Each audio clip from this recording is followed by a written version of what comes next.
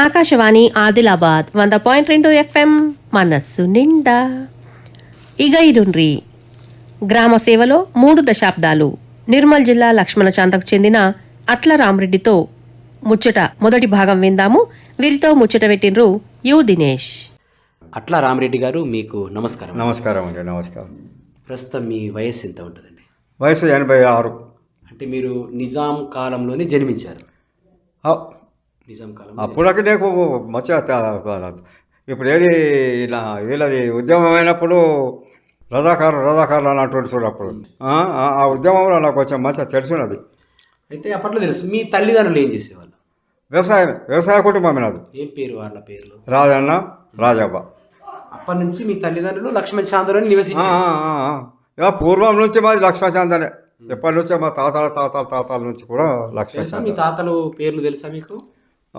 మా తండ్రి పేరేమో రాజన్న, ఇక తల్లి పేరేమో రామన్న, తల్లి పేరు రామవ్వ, మళ్ళా చిన్నమ్మ అని ఉండే మా ముత్త. మీరు 30 సంవత్సరాల పాటు ఈ లక్ష్మణ చాందకు మీరు సేవలు అందించారు సర్పంచ్గా. 31 సంవత్సరాలు. మీ పూర్వీకులు ఇక్కడ సర్పంచ్గా కానీ లేకపోతే పెద్దరికం కానీ మా ఇంట్లో అది అన్నది లేదు. మీతోనే ప్రారంభం? మాతోనే ప్రారంభం. అప్పట్లో మీరేమైనా చదువుకున్నారా? 7వ తరగతి వరకు చదువుకున్నా. 8వ తరగతిలో ఫెయిల్ అయితే బాధలు పెట్టేసిన. ఇక్కడనే చదువుకున్నారా మీరు? కాదు, నిర్మల్ చదివిన. దూరం కాకపోయేదా? ఎట్లా వెళ్తుంటే నిర్మల్ దాకా చదువుకోవడానికి? నిర్మల్ దాకా ఇట్లా చేస్తుంటే నడుచుకుంటూ పోతుంటివి. ఈ నుంచి ఇక్కడ నుంచి ప్రొద్దున వెళ్తే నడుచుకుంటూ పోతే పోయి బాగపూర్ పోతుంటివి. బాగపూర్ కాడ బస్సు అది ఒకటి చెన్నూరుకల్ ఒక బస్సు వస్తుండే, బొగ్గు బండి. అది డక్కుంటా కనుక్కుంటా బస్సు వస్తుండే. ఆ బస్సు రాగానే మంది ఎక్క ఉండే వెళ్ళిపోతుండే. ఒకటే టైం అది దొరుకుతుండే. లేకపోతే అయితే మళ్ళీ నడుచుకుంటూ పోవుడే. అయితే మళ్ళీ కనకాపురం అన్న పోవాలా, లేకపోతే సోనాన పోవాలా. ఎక్కువ శాతం అయితే మేము పిల్లవాళ్ళం ఏంటంటే బస్తాలు భుజానికి వేసుకొని నడుచుకుంటూనే పోతుంటే నడుచుకుంటూ వస్తుంటే. అప్పుడు జంగాలు పెద్ద అడవి అటవీ ప్రాంతం. ఎంత టైం పట్టాలా ఇటుకెళ్ళి నడుచుకుంటూ వాళ్ళంటే? మీకు 2 గంటల పైన పడుతుండే. రాంగ నడవాలా పొంగ నడవాలా. వర్షాలు పడుతుండే కదా, అంటే రోజు పోకపోతుంటే కదా మేము. అక్కడ ఇల్లు కిరాయి తీసుకొని ఉంటుంటివి. సెలవులు ఉన్నప్పుడు ఇటు వస్తుంటివి, మళ్ళీ అటు పోతుంటివి. ఇల్లు కిరాయి అంత చిన్న వయసులో ఎట్లా కిరాయి తీసుకొని వంట చేసుకున్నాం. అన్నిటికీ చేసుకొని వంట. తమ్ముడు నేను ఇద్దరం ఉంటుంటివి. ఇంకా పక్కపోతే మా ఊరు రోడ్కొని ఉంటుండ్రి. ఇక వంట చేసుకున్నాం మేము. ఎంతమంది సంతానం మీ తల్లిదండ్రికి? ఒక బిడ్డ, 2 అన్నదమ్ములు. మాకంటే పెద్దది అక్క, తర్వాత నేను, నా తర్వాత తమ్ముడు. తమ్ముడు ఏం చదువుకున్నాడు? తమ్ముడు వాడు అప్పుడు HSC పాస్ అయిండు, ఉద్యోగం చేసిండు. ఇప్పుడు రిటైర్మెంట్ అయిన ఉన్నాడు, బతికే ఉన్నాడు. ఆడు కూడా బతికే ఉన్నాడు. ఎంత భూమి సంపాదించారు మీ తల్లి? భూమి ఏం పెద్ద సంపాదించలేదు. తండ్రుల భూమి ఉన్నది కానీ నేనేం సంపాదించలేదు. మీరు కాదు, మీ తాతలు ఎంత ఇచ్చారు? తాత 10-12 ఎకరాల భూమి మాది. అది ఇప్పటి వరకు ఉంది, ఉన్నది, కాపాడుకున్నాం. అప్పుడు భూమికి పెద్ద విలువ లేకుండే కదా. భూమిని అడిగిన వాళ్ళు లేకుంటే పడితూనే ఉంటుండే, అన్ని పడితూనే ఉంటుండే. ఆ చేస్తే అన్న ఏం పడుతుండే. అప్పుడు పంట కూడా ఎక్కువైనా రాకపోతుండే, మరీ తక్కువనే. ఈ వరి పంట అయితే మరీ ఇంకా అధ్వానం ఉండే మాకు. అప్పుడు పొలాలు అలుకుతుండ్రి, మురక చేసి అలుకుతుండ్రి. గడ్డి వీకాలంటే చేతులన్నీ ఇది అవుతుండే. ఆ గడ్డి వీకుడు ఎంతో కష్టం. 2-3 సార్లు కలుపు చేయాలి దాన్ని. మందులు లేవు, గడ్డి మందు లేదు, యూరియా లేదు, ఏది అమోనియా లేదు, ఏది లేదు. అట్లా పారిస్తే పండుతుండే తక్కువ పంట.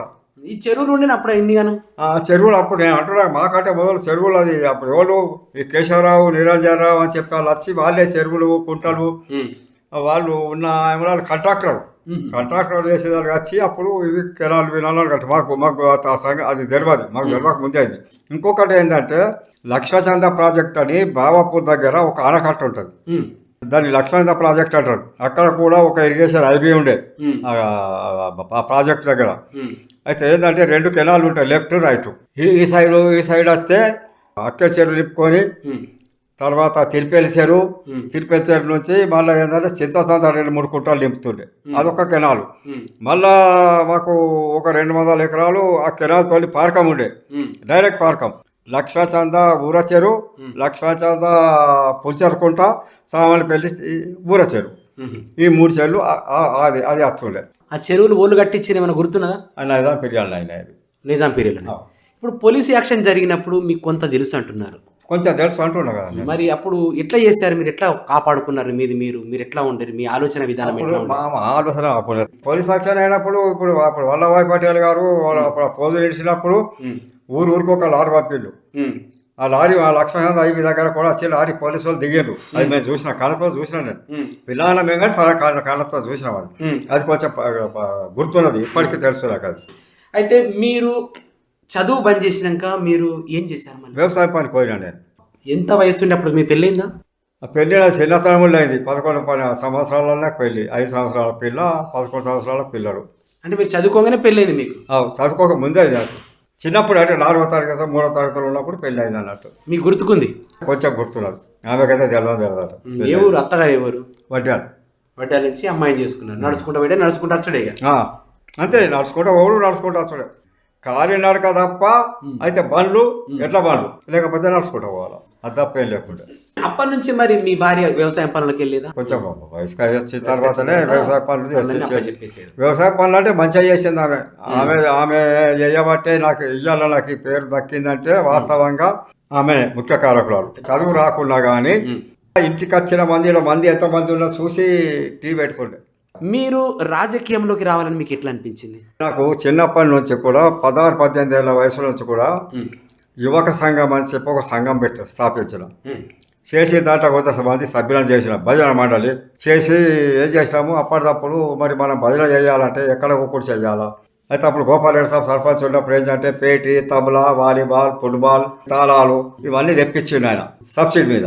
అయితే అప్పుడు మేమేం ఆలోచన చేసినాం, మరి ఎట్లా స్థలం లేదు కదా అని చెప్పి ఇక్కడ హనుమాన్ల కాడ ఒక షెడ్ వేద్దామని చెప్పి ఆలోచన వచ్చి అంతకంతరం పోయి అంత కట్టెలు కొట్టుకొచ్చి తెల్లదెల దాకానే వేసేసినాము. వచ్చి చౌకదారు వచ్చి తర్వాత తెలిసి అలా వచ్చి చూసుకున్నారు, చేసి చెప్పారు. మా దగ్గర రాలే అడగలేవని. 16-18 సంవత్సరాల వయసు వెళ్ళిపోయారు, వాపస్ వెళ్ళిపోయారు. అప్పట్లోనే నలుగురితో తిరిగే అలవాటు, నలుగురితో మాట్లాడే అలవాటు మీకు అలవడింది అప్పట్లో. మళ్ళీ మా గోపాలరెడ్డి సాబ్ సర్పంచ్ ఉన్నప్పుడు ఏంటంటే అప్పుడు చైనా వారైంది, చైనా వారు. అప్పుడు ఏంటంటే దళపతులు అని చెప్పి ప్రతి గ్రామ పంచాయతీ నుంచి ఒక మనిషిని పంపాలి. అయితే అప్పుడు ఏం చేసిన గోపాల సాబు నన్ను రామరెడ్డి నువ్వు పోతావు అంటే సరే మీరు బొమ్మట పోతాను. నాకు కొంచెం అది షోకే కదా ఇక అట్లనే ఇంకొక ఆయన కూడా నర్సయ్య అని డి నర్సయ్య అని ఉండే. ఆయన కూడా ఇద్దరం పోయినాం అన్నట్టు లక్ష్మణకి వెళ్ళి. ఇక అప్పుడు అక్కడికి వెళ్ళి వచ్చిన తర్వాత కూడా వాళ్ళకి లెఫ్ట్ రైట్ ఇవన్నీ చేయించుడు చేసుడు చేపుడు, ఇక నాకన్న తోడుకుడు, కాకి బట్టలు వేసుడు ఇవన్నీగా అక్కడ ఏమేమైతే నేర్పినా అవన్నీ రోడ్ ఎంబడి నేను చేపిస్తుంటే రోడ్ ఎంబడి పోతుంటే రోడ్ ఎంబడి చేపిస్తుంటా. ఇక అట్లా రాజకీయంలో కొంచెం ఇదైంది. అప్పుడు ఇక మేము తిరుగుతూ ఏమవుతుంటే వీళ్ళందరినీ యుద్ధానికి పట్టుకపోతారట. ఇక మొత్తం అని చెప్పి అంత భయపడు. ఇక యూతులంతా తయారు చేసి నేను రోడ్ వెంబడి వీడికి వెళ్ళట దాకా మన ఈ చెవెల్ ఇల్లు ఉన్నాయి చూడు, ఆ చెవెల్ ఇల్లు అవతల దాకా కూడా పోతుండే వీటికి చౌరస్తాకి వెళ్ళటం. ఇక అట్లా కొంచెం భయపడ్డారు, మంది కూడా భయపడ్డారు. ఇక వీళ్ళందరినీ యుద్ధంకు పంపిస్తారట చేస్తారట చెప్పి అంటే అట్లాంటి వాటి లేదు. మనది మనం కాపాడుకున్నాడు. అంటే ఇప్పుడు యుద్ధానికి భయపడతారటని ఊళ్ళో చెప్పిండ్రు మీకు. అప్పుడు మీ ఊళ్ళో ఎంతమంది పోవడానికి సిద్ధమైనరు, ఎంతమంది భయపడ్డారు? పోరాటం సిద్ధం ఏం కాలేదు. ఇలా ఏంటంటే మనం రక్షించుకుంటారు అన్నది దళపతులు అన్నది ఏంటంటే ట్రైనింగ్.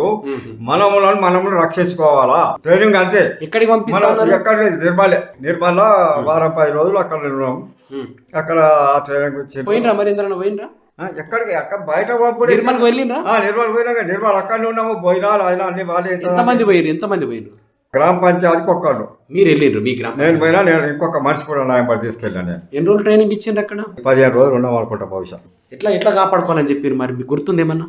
బాంబులు పడ్డప్పుడు చేసినప్పుడు మనము పండుకునే విధానము అక్కడ ఇట్లా మనము నడుచుంటారు. మన గుట్టల మీదకి చెట్ల మీదకి ఎట్లా నడుస్తారో వాళ్ళు అట్లా ఆ విధంగా నడవడము ఇటువంటి కొన్ని విషయాలు వాళ్ళు చెప్తుంటారు. అది బాగుంది.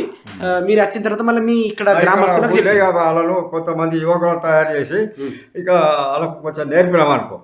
నేర్పితే ఇట్లనే ఇక లెఫ్ట్ రైట్ ఇదొకటి, బాయమూడు అంతా హిందీ పదాలే ఇట్లా ఉంటుండే. మీరు సర్పంచ్గా ఏ సంవత్సరంలో గెలిచారు? సర్పంచ్ 27 సంవత్సరాల వయసులో 1970లో నేను సర్పంచ్ అయినా. గ్రామ పంచాయతీకి మీరు అప్పుడు టీవీ కానీ రేడియో కానీ పెట్టేవాళ్ళ? టీవీ లేకుండే, రేడియోలు ఉండే, టీవీలు లేవు. రేడియోలు ఇట్లా కొనుక్కొచ్చి పెట్టిందా లేకపోతే గ్రామ పంచాయతీ గ్రామ పంచాయతీ ఇచ్చింది, గవర్నమెంట్ ఇచ్చింది? గవర్నమెంట్ ఇచ్చింది. అంటే రేడియో మైక్ లో పెట్టేవాళ్ళ లేకపోతే లోపల రూమ్ లో పెట్టేవాళ్ళ? రూమ్లో పెడుతుంటుంది, రూమ్లో పెట్టి మీకు పైనకు ఇస్తుంది. ఎట్లా మీరు వెళ్ళిన సైకిల్ మీద వెళ్ళేవారా, నడుచుకుంటూ వెళ్ళేవారా, ఇట్లా బండి మీద సర్పంచ్ అయినాక?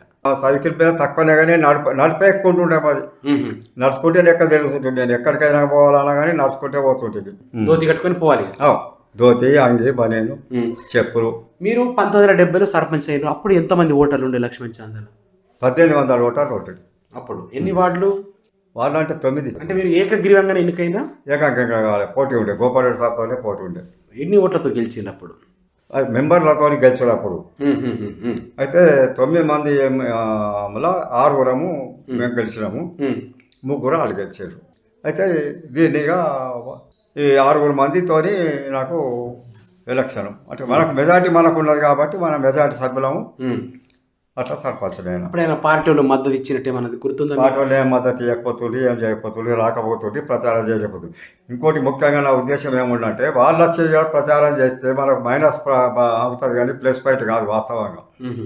వాళ్ళు లీడర్ వచ్చి మనకు చెప్పాలా, వాళ్ళు చెప్తేనే మనం గెలవాలన్నది లేకుండా మన సొంతంగా మనం కృషి చేసి మనం ఇది చేసినప్పుడే మనకు గుర్తింపు అనేది వస్తుంది. ఇక వాళ్ళు లీడర్తో పట్టుకొని లీడర్ వచ్చి ప్రచారం చేస్తే మాత్రం అది గుర్తింపు కాదు కదా, అట్లా ఆలోచిస్తుంటున్నాను. మీకు ఫస్ట్ టైం ఏ గుర్తు ఇచ్చారు సర్పంచ్గా పోటీ చేసినప్పుడు? అప్పుడు తక్కడే గుర్తు అనుకుంటా. తక్కడే గుర్తు. ఎన్ని సంవత్సరాలు చేసి మళ్ళీ ఎలక్షన్ పెట్టాలి? మీకు ఎన్ని టైం పట్టింది? 11 సంవత్సరాలు పట్టింది. మళ్ళీ 11 సంవత్సరాలు సర్పంచ్గానే ఉన్నారా మీరు? సర్పంచ్ మీకు అధికారాలన్నీ ఉండే? అధికారాలు మొత్తం ఉండే. అప్పుడు స్పెషల్ ఆఫీసర్ ఎవరిని పెట్టలే. అది అప్పుడు అది చిన్న గ్రామ పంచాయతీ, పెద్ద గ్రామ పంచాయతీ ఏం కాదు. మన ఏది ఒక ఇంత కారోబారి ఉంటుండే, ఈవో ఎవరు లేరు. నేను అయిన తర్వాతనే మళ్ళీ 80 తర్వాత ఏం చేసినట్టే మేజర్ గ్రామ పంచాయతీగా ఇది చేసిన. మళ్ళీ 11 ఏళ్ల తర్వాత మళ్ళీ మీరు రెండోసారి కూడా పోటీ చేసినా? మిమ్మల్ని ఉండమని వాళ్ళు అన్నారా? లేదు, ఎవరేమన్నా నేనే పోటీ చేసినప్పుడు అప్పుడు కిషన్ రెడ్డి ఇల్లు పక్కకే ఆయన పోటీ చేసిండు. ఆయన చెప్తే ఆయన ఓడిపోయిండు, మళ్ళీ నేను గెలిచిన. 81 అయినాక మళ్ళీ 88లో అయింది. మళ్ళీ 88లో ఇక చేస్తామని ఆలోచించారు. 88లో చాలా మంది ప్రయత్నించారు. ఇక ఎస్ఎన్ రెడ్డి అని గోపాలరెడ్డి తమ్ముడు వచ్చి నువ్వు చాలా సంవత్సరాలుగా చేయబట్టి 20 సంవత్సరాల పైన అయిపోయింది, మరి నువ్వు ఊరుకుంటే నేను చేస్తానంటే నేను నాకు నారాయణ రెడ్డి నువ్వు నిలవాడు, నేను తప్పుకోను, నేను నిలబడు, నేను నామినేషన్ వేసుడు బరాబర్ వేస్తా, నువ్వు ఉండేది ఉంటే నువ్వు ఉండు, నేను అద్దాను అన్నాడు. మొత్తం మంది చేసిండ్రు, నువ్వు ఒక్కడు వల్ల అనగానే అప్పుడు ఆయన ఏం ఆలోచన చేసుకున్నారేమో అంత కథ బిడ్డ చేసుకున్నారు. మళ్ళీ 88 తర్వాత మళ్ళీ ఎప్పుడైంది? 95లో కూడా ఫుల్ మెజార్టీతో గెలిచాను నేను, 3 అంతాల మెజార్టీ. అప్పుడు మా కూతురు చనిపోయింది 95లో. అదే నాడు నేను శనివారం నాడు మా కూతురికి హాస్పిటల్ నుండి మా భార్య అన్న ఉండే, అంటే ఆమెకు మా భార్యకు చెప్పి మా బిడ్డకు చెప్పి అమ్మ నేను నామినేషన్ వేసేస్తాను అని చెప్పి శనివారం నాడు వచ్చిన బయలుదేరిన. వచ్చి నాకు దుఃఖం ఆగలే, ఏడ్చింది ఇక్కడ బాగా. ఆమె సీరియస్ ఏమిలోకి వచ్చాం. నామినేషన్ నాడే నేను శనివారం వచ్చినా ఆదివారం నాడు పాప అక్కడ చనిపోయింది. మరి కొడుకు వెళ్ళిండు మోహన్ రెడ్డి అని, నన్ను చూసి చూసి నాకు చెప్పలేదు సైనా హైదరాబాద్ వెళ్ళిపోయాడు. గుడికోసి పెట్టారు, ఆమెకు శ్వాస వార్త లేదు.